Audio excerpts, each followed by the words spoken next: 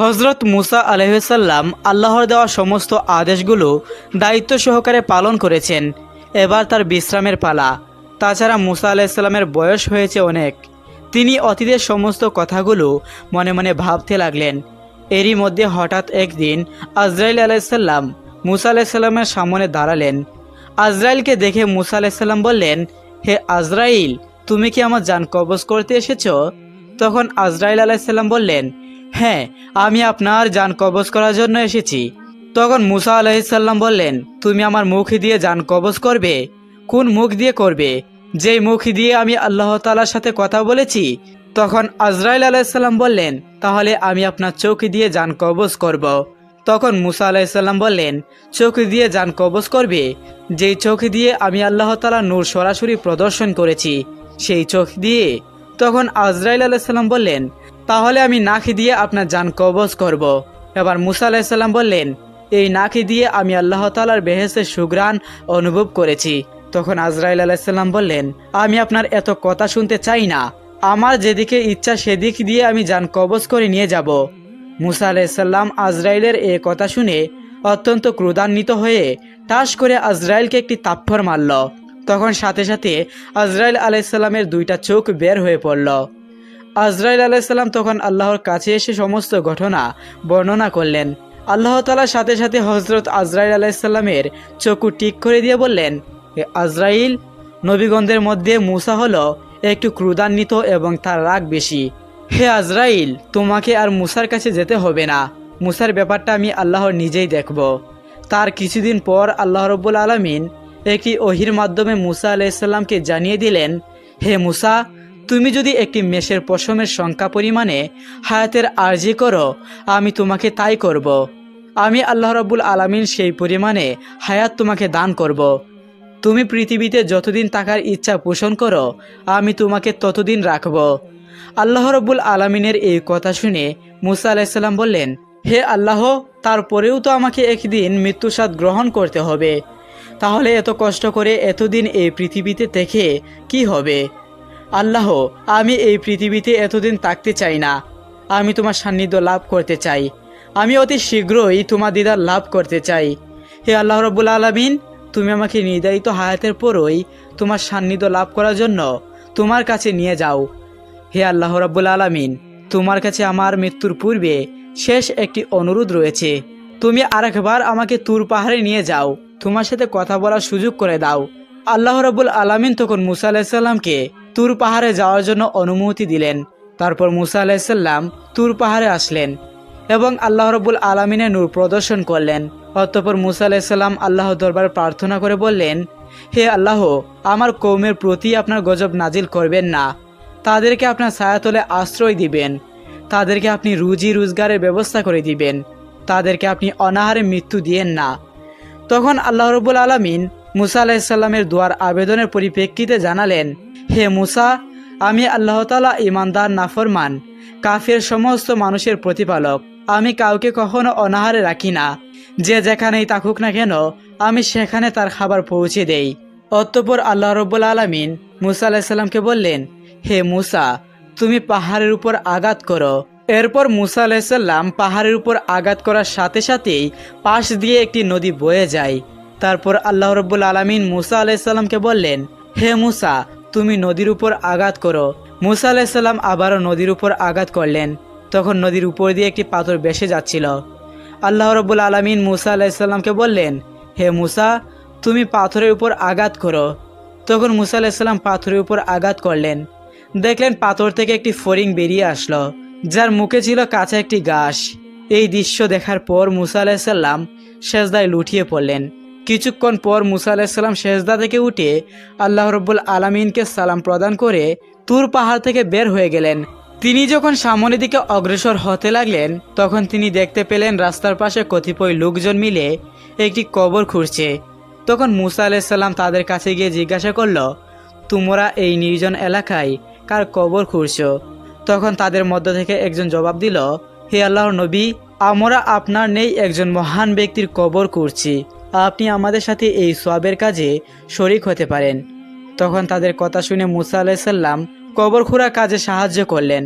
এরপর তাদের মধ্য থেকে একজন মুসা নবীকে বললেন, হে আল্লাহর নবী, আমরা যার জন্য কবর করছি সেও আপনার নেই, অতঃপর আপনি একবার কবরে শুয়ে মাপটা পরীক্ষা করে দেখতে পারেন।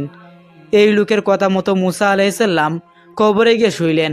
শোয়ার পর তিনি আল্লাহ দরবারে দোয়া করলেন, হে আল্লাহ, এই জায়গাটি কত নিঝুম, এই জায়গাটি তুমি আমার জন্য কবুল করো। সাথে সাথে মুসা আলাইসাল্লামের দোয়া আল্লাহ তাআলা কবুল করলেন।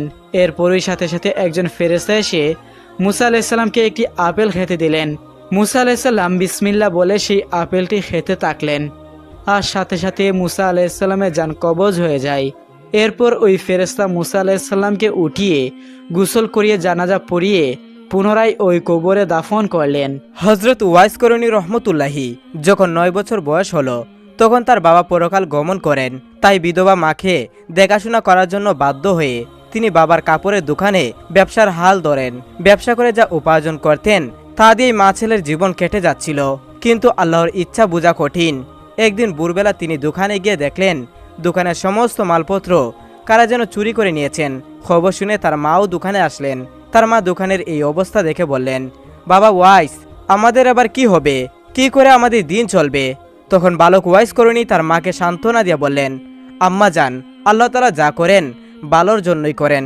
অতঃপর বালক ওয়াইস করণী রহমতুল্লাহি এক ধনী প্রতিবেশীর বেড়া চলানোর কাজে নিযুক্ত হলেন। প্রতিদিন তিনি বেড়ার পাল নিয়ে মাঠে যেতেন, সারাদিন বেড়াগুলো চড়াতেন, আর ক্লান্ত হলে গাছের ছায়ায় বসে বিশ্রাম নিতেন। একদিন বালক ওয়াইস করণী রহমতুল্লাহি বেড়াগুলো মাঠের মধ্যে ছেড়ে দিয়ে পাশের একটি জঙ্গলে প্রবেশ করলেন। গভীর জঙ্গলের ভিতর দিয়ে যাচ্ছিলেন। যেতে যেতে তিনি হঠাৎ দেখলেন এক দরবেশ সেখানে বসে ধ্যানমগ্ন আছেন। তিনি দরবেশের কাছে গিয়ে দাঁড়ালেন। হঠাৎ দরবেশের ধ্যান ভেঙে গেল। তখন দরবেশ বালক ওয়াইস করণী রহমতুল্লাহিকে জিজ্ঞাসা করলেন, বাবা তুমি কে, আমার কাছে তুমি কি চাও? বালক ওয়াইস করণী রহমতুল্লাহি তখন নিজের পরিচয় এবং অবস্থার কথা বর্ণনা দিলেন। তার অবস্থার কথা শুনে দরবেশের দয়া হলো, তাই তাকে নিজের কাছে বসে অনেক সময় ধরে আলোচনা করলেন এবং বললেন, তুমি সময় পেলে আমার কাছে এসো, কিন্তু সাবধান, কাউকে সঙ্গে নিয়ে আসবে না, আর আমার কথা কারো সাথে বলবে না। তারপর থেকে বালক ওয়াইস করণী রহমতুল্লাহি বেড়াগুলো মাঠে ছেড়ে দিয়ে প্রতিদিন সেই দরবেশের কাছে যেতেন। দরবেশ যা উপদেশ দিতেন তিনি তাই মনোযোগ দিয়ে শুনতেন। তিনি যতক্ষণ সেখানে থাকতেন দুনিয়ার কোনো কথা তার মনে থাকতো না। দরবেশ যখন বলতেন, যাও বাবা, তুমি তোমার বেড়াগুলো দেখাশোনা করো, তখন তার বেড়ার কথা মনে হতো এবং সেখান থেকে চলে আসতেন। একদিন তিনি বেড়া পাল নিয়ে বাড়িতে ফিরলেন। তখন মালিক দেখতে পেল যে অনেকগুলো বেড়া হারিয়ে গেছে। মালিক তাকে জিজ্ঞাসা করলেন, হে ওয়াইস, আমার বেড়াগুলো কোথায়? তুমি রাখালের দায়িত্ব থাকা অবস্থায় বেড়াগুলো কোথায় হারিয়ে গেল? তখন ওয়াইস করণী রহমতুল্লাহি মালিককে কোনো জবাব দিতে পারলেন না। এর ফলে মালিক রেগে গিয়ে তাকে কাজ থেকে বাদ দিয়ে দিলেন। অতঃপর তিনি কাজ হারিয়ে আবারও সেই দরবেশের কাছে চলে গেলেন। সারাদিন দরবেশের কথা শুনে এবং সন্ধ্যার প্রায় কাছাকাছি সময় জঙ্গল থেকে কিছু ফলমূল নিয়ে বাড়িতে মায়ের কাছে আসলেন। অতঃপর ওয়াইস করণী রহমতুল্লাহি তরুণ যুবকে পরিণত হলেন। তখন তিনি বাড়ি বিক্রি করে মাকে নিয়ে দূরে জঙ্গলে চলে গেলেন। সেখানে একটা ছোট্ট ঘর বানিয়ে মা ছেলে নির্জনে সেখানে বসবাস করতে লাগলেন। বাড়ি বিক্রি করার টাকা দিয়ে তিনি একটি দুধের উট কিনলেন। ফলে উটের দুধ আর জঙ্গলের ফলমূল খেয়ে তাদের দুজনের জীবন কোনোরকম কেটে যেত। তারপর থেকে তিনি আর কখনোই লোকালয়ে বের হতেন না। সেখানে তিনি ইবাদত বন্দিগিতে মগ্ন থাকতেন আর অন্ধ মায়ের খেদমত করতেন। তিনি যদিও রাসূল সাল্লাল্লাহু আলাইহি সাল্লামের যুগের মুসলিম ছিলেন, কিন্তু অন্ধ মাকে রেখে কখনো রাসূলের সঙ্গে দেখা করতে পারেননি।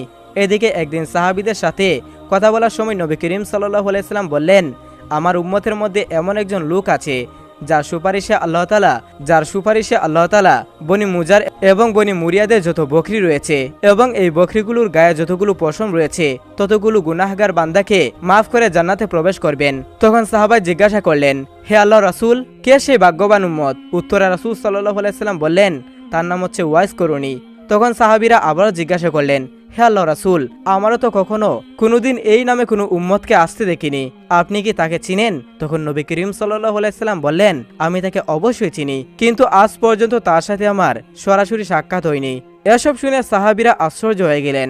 এরপর সাহাবীরা তার পরিচয় জানার জন্য এবং তাকে খুঁজে বের করার জন্য অস্থির হয়ে গেলেন। কিন্তু নবী করিম সাল্লাল্লাহু আলাইহি সাল্লাম যতদিন জীবিত ছিলেন ততদিন তার কেউ পরিচয় জানতে পারেনি এবং তার সাথে দেখাও করতে পারেনি। একদিন কয়েকজন সওদাগর খাবার জিনিসপত্র বোঝাই করা নৌকা নিয়ে সাগর পাড়ি দিয়ে মিশর থেকে মদিনায় যাচ্ছিলেন। ওই নৌকায় ছেঁড়া কাপড় পরা একজন পাগল ছিল। যাত্রীদের মধ্যে কেউ তাকে চিনত না। অতঃপর নৌকা যখন সাগরের মাঝে গেল তখন আকাশ মেঘচ্ছন্ন হয়ে গেল। দেখতে দেখতে প্রচন্ড ঝড় বৃষ্টি শুরু হয়ে গেল। ফলে প্রচন্ড ঝড়ের কারণে নৌকা ডুবে যাওয়ার মতো অবস্থা হয়ে যায়। নৌকার যাত্রীরা সবাই আতঙ্কিত হয়ে আল্লাহ তাআলাকে ডাকতে লাগলো।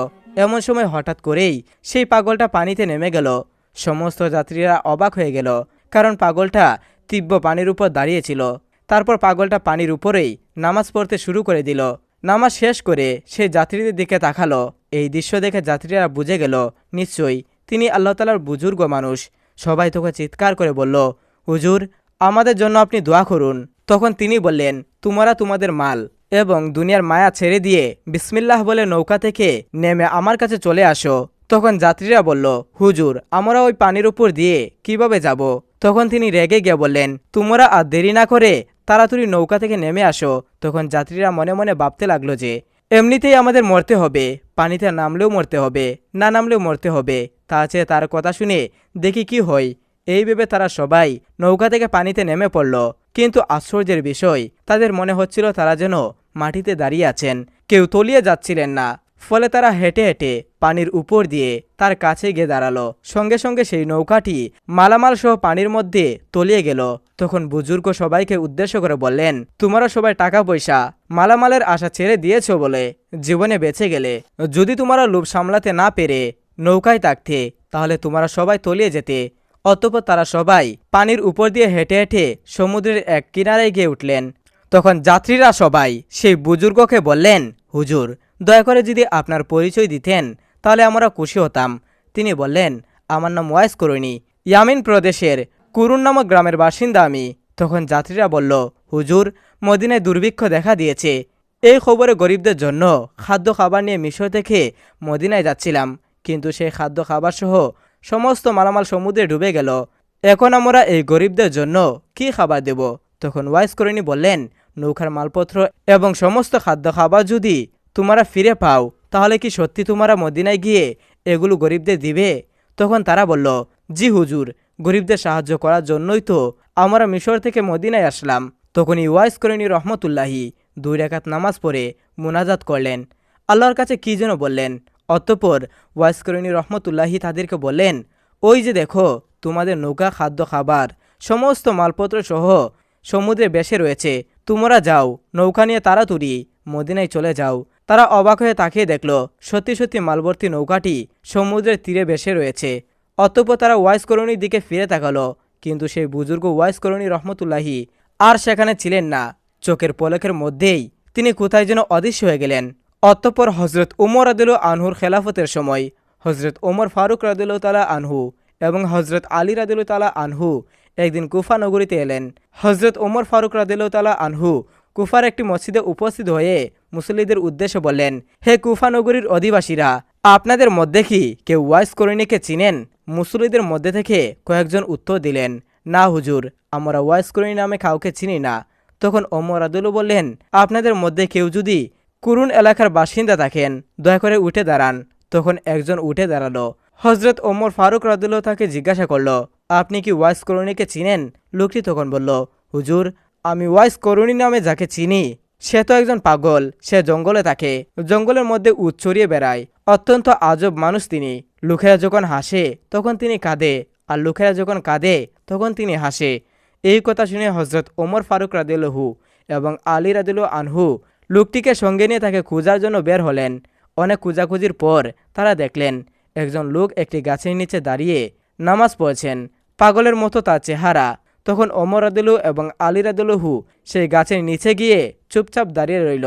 অতঃপর হজরত ওয়াইস করণী রহমতুল্লাহি নামাজ শেষ করে তাদের দিকে ফিরে তাকালেন। তখন হজরত ওমর ফারুক রাদিয়াল্লাহু তাআলা আনহু প্রথমে তাকে সালাম দিলেন, তিনি তাদের সালামের জবাব দিলেন। অতঃপর হজরত ওমর ফারুক রাদিয়াল্লাহু তাকে জিজ্ঞাসা করলেন, আপনি দয়া করে আপনার পরিচয় দিন। ওয়াইস করণী তখন বললেন, আমি আব্দুল্লাহ। তখন ওমর রাদিয়াল্লাহু বললেন, আমরা সবাই তো আব্দুল্লাহ, অর্থাৎ আল্লাহর বান্দা। আমি আপনার বাবা মায়ের দেওয়া নামটি জানতে চাই। তখন তিনি বললেন, আমার বাবা মা আমার নাম রেখেছিল ওয়াইস, কিন্তু লোকেরা আমাকে ওয়াইস করণী বলে ডাকে। তখন হজরত ওমর ফারুক রাদিয়াল্লাহু বললেন, হুজুর, আপনি দয়া করে আপনার ডান হাতটি রেখাবেন। তখন ওয়াইস করণী তার হাতটি এগিয়ে দিলেন। তারা দুইজনে তার ডান হাতের তালুতে দিরহাম আকারের একটি দাগ দেখতে পেলেন। তখন তারা দুজনেই ওয়াইস করণী রহমতুল্লাহির ডান হাত ধরে চুমু খেলেন। তারপর তারা তাদের দুজনের পরিচয় দিয়ে বললেন, প্রিয় নবী হজরত মুহাম্মদ সাল্লাল্লাহু আলাইহি সাল্লাম তার ইন্তেকালের আগে তার প্রিয় উম্মতের আকৃতির কথা আমাদের সঙ্গে বলে গিয়েছেন। আমরা আপনার চেহারার আকৃতি এবং ডান হাতে থাকা নিদর্শন দেখে বুঝলাম। নবী করিম সাল্লাল্লাহু আলাইহি সাল্লাম তার ইন্তেকালের আগে যে বুজুর্গ উম্মতের কথা বলে গিয়েছিল, আপনি সেই ব্যক্তি, আপনি সেই ওয়াইস করুণী। হে প্রিয়, মুহাম্মদ সাল্লাল্লাহু আলাইহি সাল্লাম স্বয়ং আপনাকে সালাম জানিয়েছেন এবং তার দেহের পবিত্র জুব্বা মুবারক আপনাকে দেওয়ার জন্য আদেশ করেছেন আর বলে গিয়েছেন আপনি যেন তার উম্মতের জন্য দোয়া করেন। তখন ওয়াইস করণী রহমতুল্লাহি বললেন, দোয়া করার জন্য আপনারাই সবচেয়ে উপযুক্ত ব্যক্তি, কারণ আপনারা আল্লাহ তাআলা এবং স্বয়ং রাসূলের প্রিয় পাত্র। তখন হজরত ওমর ফারুক বললেন, আমরা তো নবী করিম সাল্লাল্লাহু আলাইহি সাল্লামের উম্মতের জন্য দোয়া করেই থাকি, তবুও আপনি নবী করিম সাল্লাল্লাহু আলাইহি সাল্লামের অনুরোধ রক্ষা করুন। তখন ওয়াইস করণী বললেন, হে খলিফা ওমর, আপনি হয়তো ভুল করেছেন।